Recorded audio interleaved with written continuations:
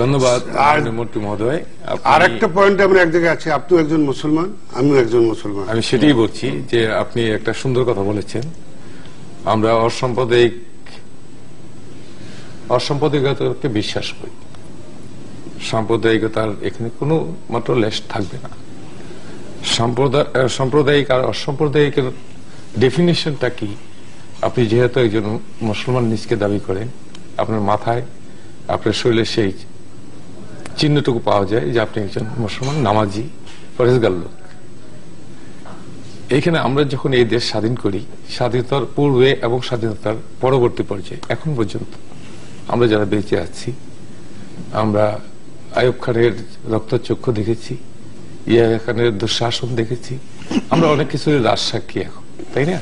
আল্লাহ রাব্বুল আলামিন আমাদেরকে এখন পর্যন্ত জীবিত রেখেছেন, ওনার দরবারে লাখো কোটি শুকরিয়া যে এই দেশের শতকরা 90 জন মুসলমান। কাজে এখানে যখন 90 জন মুসলমান, তাদের যে আপনার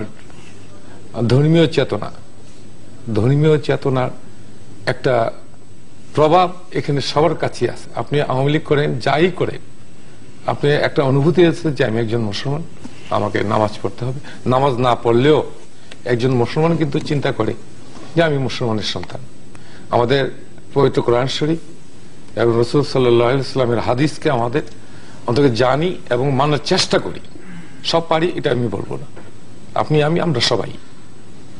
এইখানে পাকিস্তান আমলে আমরা দেখেছি যে আমাদের হিন্দু পরিবার যারা ছিল, আমাদের প্রতিবেশী বা আমাদের বন্ধু বান্ধব অনেকেই ছিল, ক্লাসমেট বা ছোট বড়, তাদের কোনো অনুষ্ঠান আমাদেরকে ছাড়া হয়নি এবং আমাদেরও কোনো অনুষ্ঠান তাদেরকে ছাড়া হয় না। এখনো কিন্তু এটা বজায় আছে বাংলাদেশে। 2004 সালে সাম্প্রতিক দাঙ্গায় যখন নরেন্দ্র মোদীর দল 6000 মুসলমানকে মেরে ফেলল, আমরা বাংলাদেশে কিন্তু টুর শব্দটা হয়, আপনি নিশ্চয়ই খেয়াল আছে, টুর শব্দটা হয়নি। আমি তখন এমপি, আমার এখানে একটা নবীনগর ভোলাচং গ্রাম আছে, হিন্দু প্রধান গ্রাম। সেই গ্রামে আপনি ওদের যে ভুবন মঙ্গল হরিনাম সংকীর্তন হয়, একটা বাজারে এক সাইডে মসজিদ, 5 ওয়াক্ত নামাজ হয়, ইমাম সাহেব আছেন, আর সংকীর্তন অনুষ্ঠানটা এটার মাঝখানে হয় এবং এই অনুষ্ঠানটা কিন্তু 48 প্রহর 72 প্রহর এইভাবে হয় এবং কন্টিনিউ হয়। এটা কিন্তু থামানো যায় না, 1 সেকেন্ডের জন্য থামবে না। তারা করে কি তখন, মসজিদ যেহেতু সামনে, তারা করে কি মাইকটা বন্ধ করে দেয়, তাদের হারমোনিয়াম, তাদের যে বাদ্যযন্ত্র আছে বাজে, তারা করে হরিনাম সংকীর্তনটা তারা করে।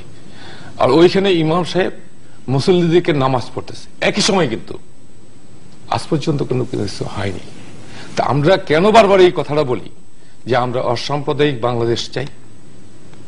এখানে কি আপনি কখনো দেখেছেন সাম্প্রদায়িকতার কোন?